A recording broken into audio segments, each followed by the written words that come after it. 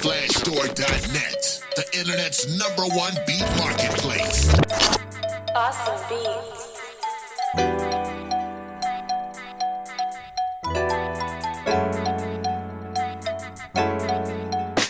My name is OSYM, Also and a Young Man. It's an acronym. I produce records internationally. My uncle was actually a producer, and he was signed to Tommy Boy Records. And he used to bring me to the studio with him when I was like 6 years old. He was kind of like dad number 2. So I was always around the studio as a kid. But then after that, I got some cousins through marriage.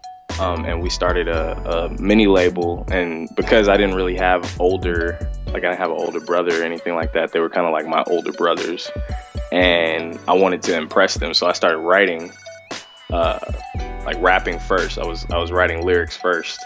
They were really kind of the ones that got me more so into doing the hip hop thing, and they had started making beats themselves, and I kind of wanted to do that too, so after that, I kind of started my own group, and I started making beats myself.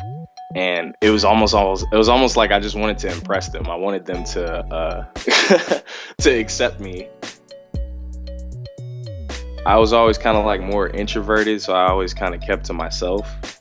And I would use it as a way to get away. Like when I started making music, I would get away. So I would write verses in my notebooks in class, and I would battle one of my friends. We would like set a timer and like battle each other. So it's kind of like we were doing that while we were in class. So it was like I wasn't really trying to, not so much that I wasn't trying to pay attention, because I definitely got some pretty good grades in school, but it was just a way to just kind of like get away from things. So after, I would be making beats instead of homework, because it was like I was stressed out from school. Like if I got back from like sports practice or something, I would make beats as a way to kind of like relax or like express myself. Or if I was like in a mood or something like that, I would just kind of do it that way as a way of expression. So I would say that that's kind of what inspires me to make stuff. It's like a way to vent and let go, I guess, if you will.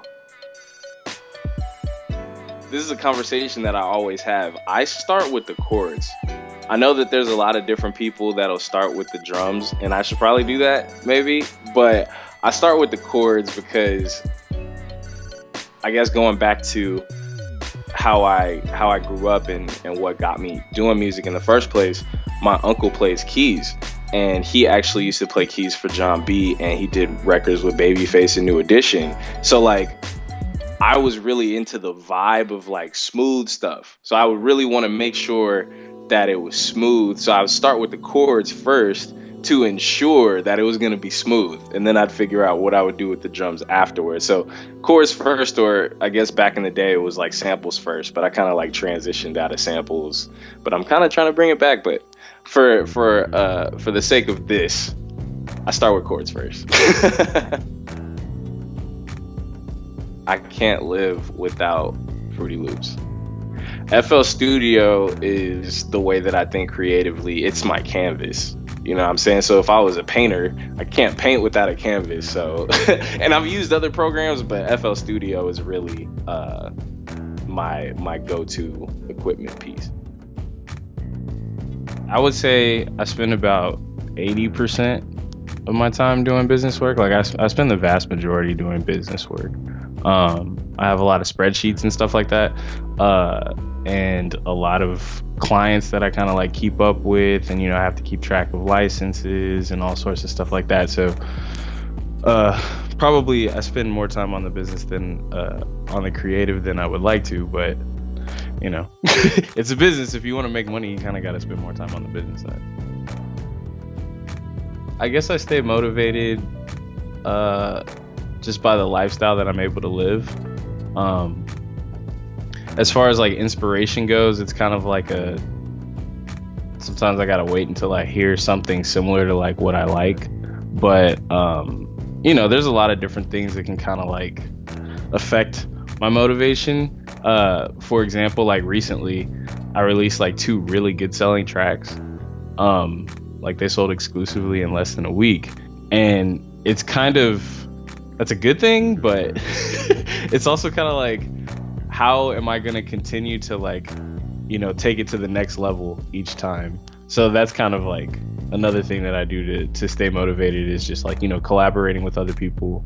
And, I also kind of like look through the top selling beats kind of charts to like kind of give me a direction of where I should be going creatively. Like, I'm competing with myself to bring myself to the next level, but it kind of helps me to realize that there's other people doing the same thing that I'm doing. So it's kind of like a benchmark, kind of like, I don't know, I guess to a certain sense, I feel like I should be able to do anything.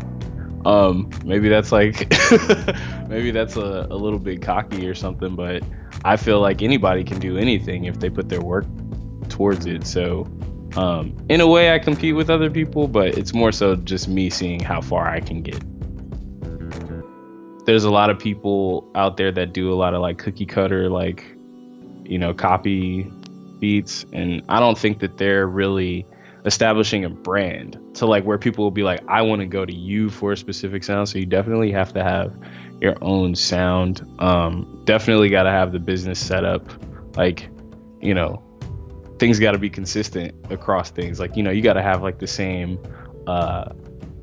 URL, if you will, like username, like, mine is awesome and awesome beats and awesome music. It's like, it's all under the same kind of thing. Ideally, you kind of want it to all be the same. That's probably something I should work on, but definitely that. Definitely got to have your own website for search engine optimization purposes. And really just like, you got to stay consistent. You can't just like release one beat and then wait like 3 months and then release another beat, because you're not going to be able to sustain yourself. You got to stay consistent. You got to be making tracks all the time. When I started off, I really didn't know if I could actually make it, but I did look up a lot of different articles and things like that to figure out how much money people are really making. Can I just do this on the side, or is this going to be like my full thing?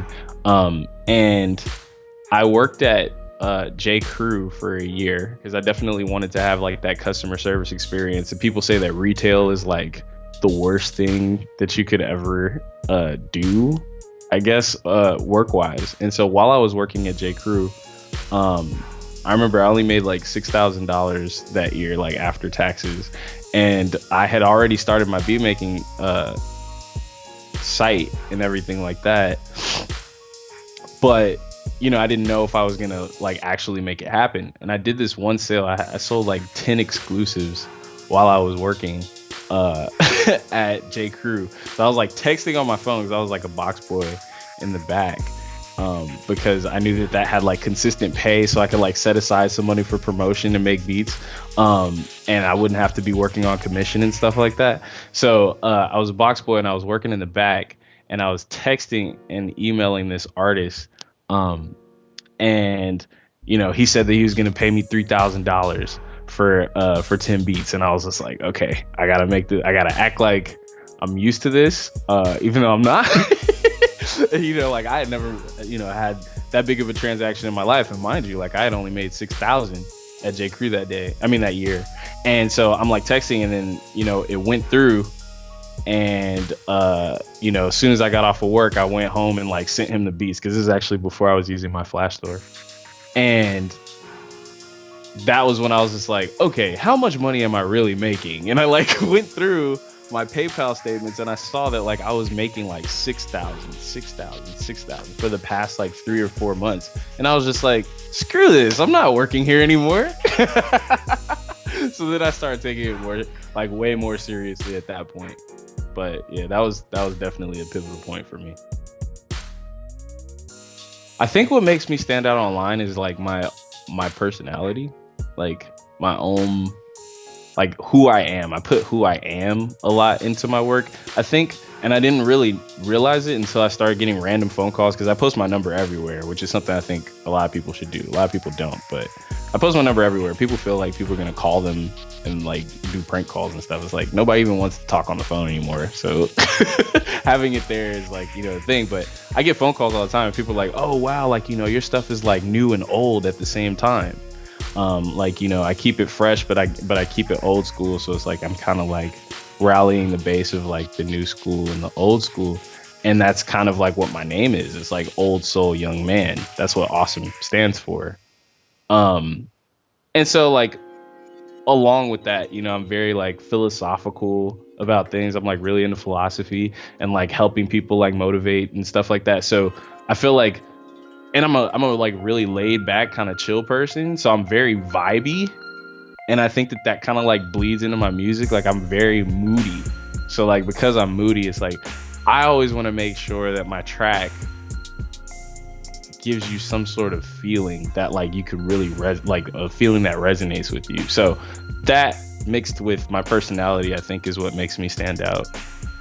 And hopefully the quality too. I spend like I kind of slave over making my stuff sound as best as I can. I mean, it's not perfect, but I am a perfectionist, so that probably helps too. I don't like go out looking for customers really. Like I definitely use SoundClick for sure. So I think a lot of my clientele comes from SoundClick. I've done some promotion on YouTube and stuff. Like people comment and like stuff, but I think that the demographic of people that actually search SoundClick are like, they're like ready to buy stuff versus people that are on YouTube like, hey man, let's collab. Like I'll put you on. Like, no, you won't. You don't even know what that means. That's impossible. Like one person can't put you on. It's a community thing. But yeah, my customers usually find me, I think. As a matter of fact, a lot of my like major label placements and stuff like that actually come from my other clients that found me. So it's like one person will find me and they'll tell a friend about me. It's crazy to me, like when I realize that this is the truth. But it's like one person will find me and then, you know, everybody wants to make it. So they'll reach out to like the person that they know that's like a little bit better, which I think a lot of people should do this. Like collaboration in that way is a lot better. It's like, okay, I know this one guy in my city, or I have a friend that might have a connection to this person, and try to get the biggest person on the track. So it's like, they'll start off with my beat and be like, hey, I have this track already. Can you get on it? And maybe pay them, or I don't know how they do it, but I end up getting hit up by like a major label artist like, hey, I just got on your track. And I'm like, what? That's so cool. So my customers find me. I would say at least 50% of my customers are repeating customers. I think my oldest customer has been with me since 2009 or so.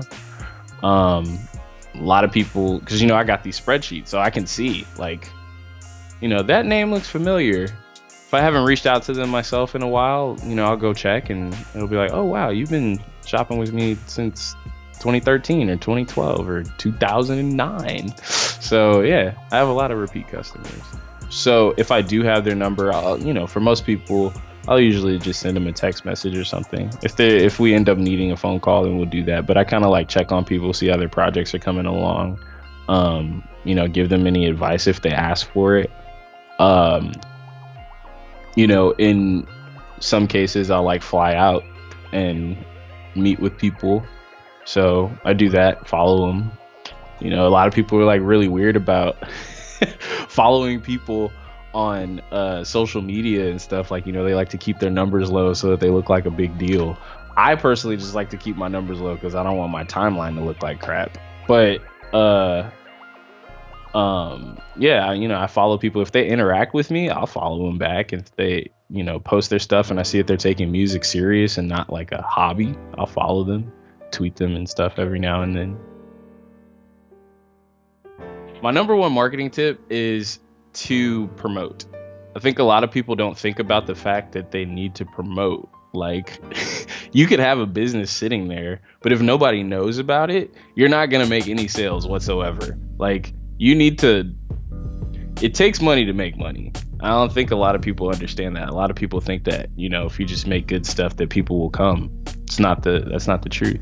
A lot of this stuff is based on connections and stuff like that. And if you don't have connections, then you need to figure out a way that you can just connect with the average Joe that might be like really interested in your stuff because they might know somebody, which is kind of the story of a lot of my successes. So, I mean, be willing to spend money, have a budget, and yeah, that's probably the best thing. And you know, obviously have some sort of understanding of graphic design. And if you don't have it, like, get somebody else, because images are so important. Like, I think the vast majority of music that was sold probably in the 90s or like early 2000s and stuff like that was due to the fact that people had music videos on, like, MTV and stuff like that. Like, you get to see the person while you're hearing it at the same time. And I think that that's kind of what a lot of artists kind of try to do now, with the whole like Vine stuff, and people do things that are like off the wall so that people can Vine them and make memes. But that's kind of what helps. It's like you remember that image and it'll tie, to that track. So when you're marketing, make sure that you're willing to spend money, and make sure that your image is the way that you want to be perceived. I started using my Flash Store because of Epic the Don, who was actually a mentor of mine that I met out in California when I was like 16 years old. He transitioned to using it as a sole purpose, because before we used to use, I think it was eJunkie, and which is an instant delivery, but you have to do it like track per track, so there's like a link for each one, and PayPal like drop down boxes. So one of the things I really like about my Flash Store is the fact that it's linked with PayPal. But I started using it because he used it. It made it a lot easier for me to deliver tracks to my customers, because like I said before, like, I was working at J. Crew. If I got a sale, I'd have to wait until I got off of work to email the track to them. And that was just, there were people buying beats while they're in the studio, and like it freaks me out, because it's just like, oh my gosh, you sent me this money, you're in a studio session which you might have paid $200 an hour for, and I'm the one that's holding it up. I mean, really, you're the one that's holding it up, but I'm the one that's holding it up because you decided that you wanted to buy the beat right now. So I started using my Flash Store because it just makes a lot more sense to have an instant delivery in this type of thing. Plus, like, I have customers in 31 plus countries. They're not on the same time zone that I'm in. Like, if somebody buys a beat in New Zealand or something like that, I can't guarantee that I'm going to be awake to send them the beat. So that was actually why I started using it, thanks to Mr. Epic the Don. Oh man, using my Flash Store has helped with my business tremendously, because now there's a lot of qualities that I like about my Flash Store. Like, they have a charting system in there, which is really good. I like to see like the top earners and top producers. It kind of helps me like really zero in on like if there's any trends going on in music at the moment. So I can then either like, try to promote more of my songs that sound like it, or make something like that. It's never a bad idea to do that. I would say also that I have, the individual links that I can send, like just one song. If somebody just wants one song, I can send that. And also, to be honest, when I used to send beats like through PayPal and email, I actually, sometimes I wouldn't even finish the beat, actually. Like, I would just make like half of the beat just to like promote the idea. And if somebody bought it, then I would have to like rush home after work and like finish the beat before I actually sent it to them. So I would say that my Flash Store has actually helped me to be a little bit more professional about the way that I handle things. Yeah, so now I do the whole track outs ahead of time, and the WAV file and the MP3, which helps, because if I drop it right away and a bunch of people want to buy it, then I don't have to be like, oh wait, like 24 hours, so I can like rush and like finish off the stuff. So that's another way that my Flash Store has helped me. I also, one of the things that I really like about my Flash Store is the fact that you can upload your tags to play through the entire track. Because tagging your beats takes so much time.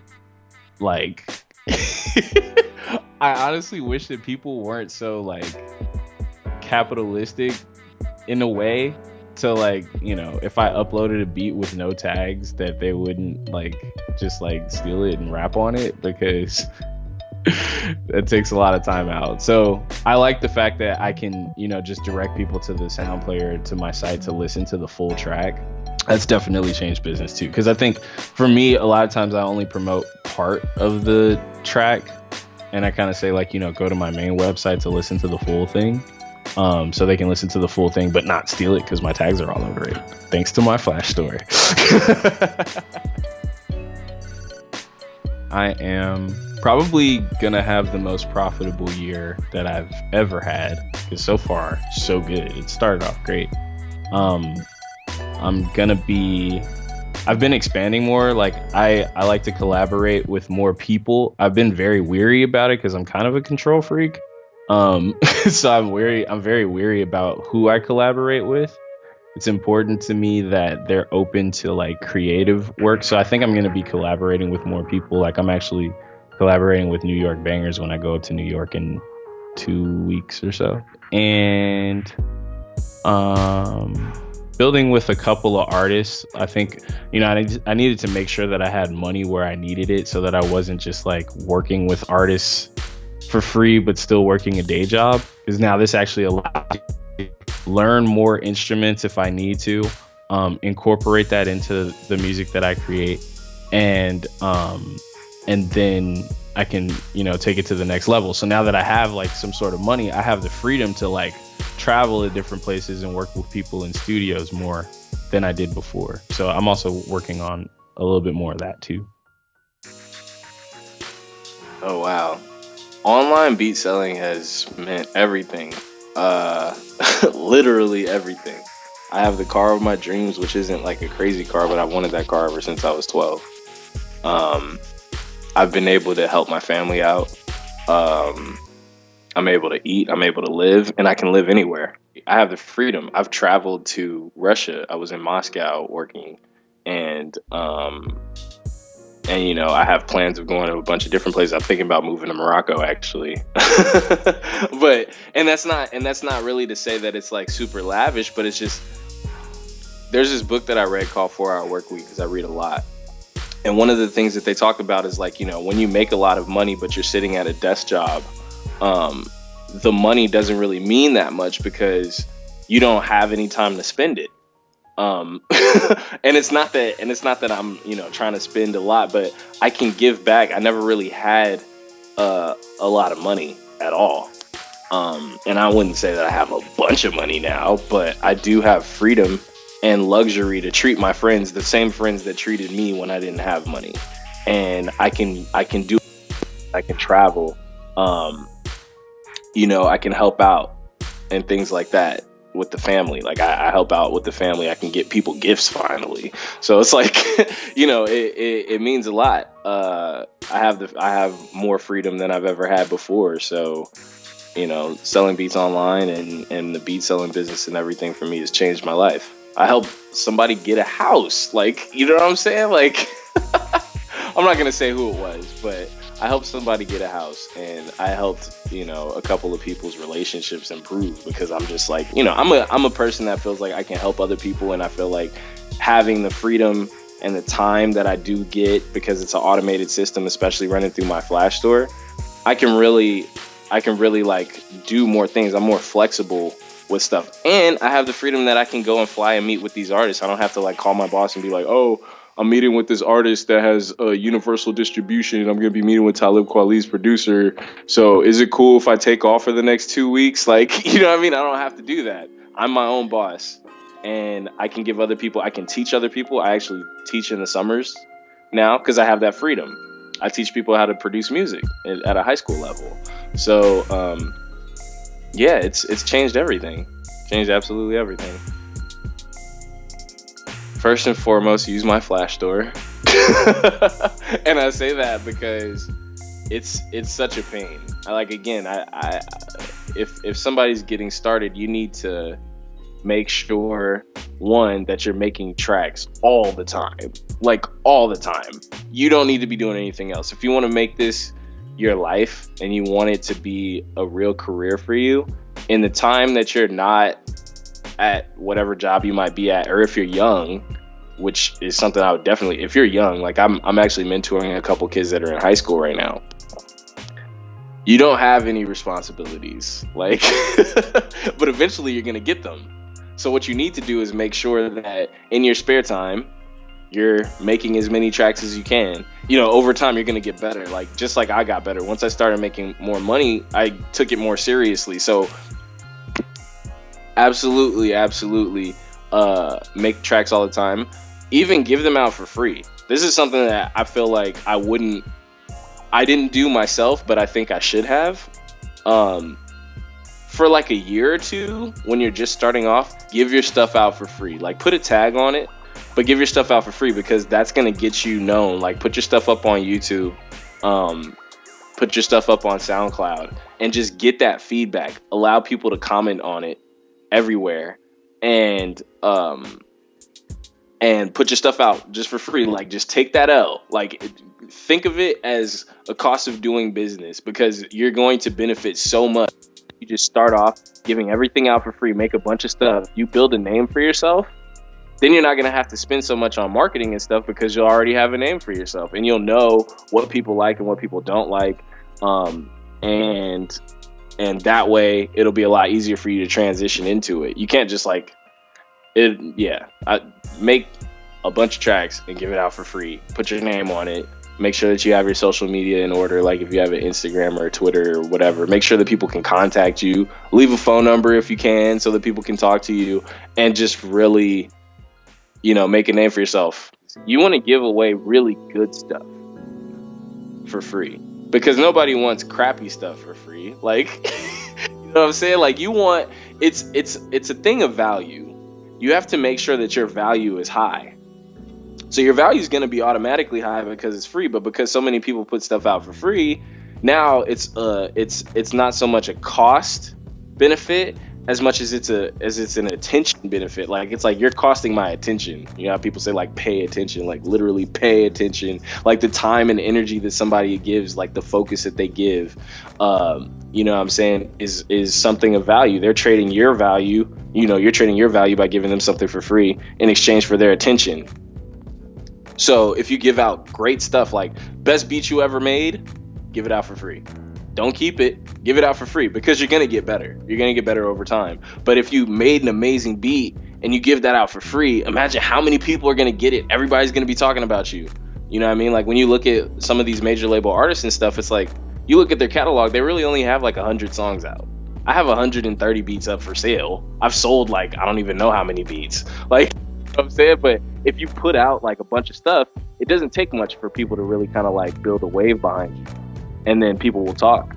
And that's how I ended up getting major label placements, because people just talked about me. Now, I mean, I was doing that when I was selling stuff, but I probably would have got my foot in the door in a lot more places if I gave stuff out for free. This is a game of relationships. So when it comes to that, make sure that you're a good person. Like, in I do my best to be a good person. I do my best to be fair. I do believe in karma, and so I would certainly say, like, as far as something about me, it's just like, I do my best to help somebody. If you want to get anywhere in life, like, you're gonna have to do it through people. Like, I couldn't be here if it wasn't for people. If it wasn't for somebody thinking of My Flash Store, if it wasn't for somebody thinking of SoundClick, if it wasn't for the rapper in Massachusetts or the rapper in Japan that wanted to do this, you know what I'm saying? Like, those people are paying for me. They're making me get here. So it's important to maintain your relationships with people. Realize that 10 minutes from now, you might be mad. 10 months from now, maybe it won't matter. 10 years from now, it's definitely not going to matter. So make sure that you're a good person overall, because life is short. And realizing that it comes through relations. Do favors for people. Work for free in a lot of cases. Like, I got really good with my DJ because he needed help taking equipment some places. And I was rapping at the time, so it was just like, I can't pay you, but I'll help you. So help somebody. Like, that's all I really want to do. The imprint that I want to leave on the world is help somebody and be a good person. OSYM.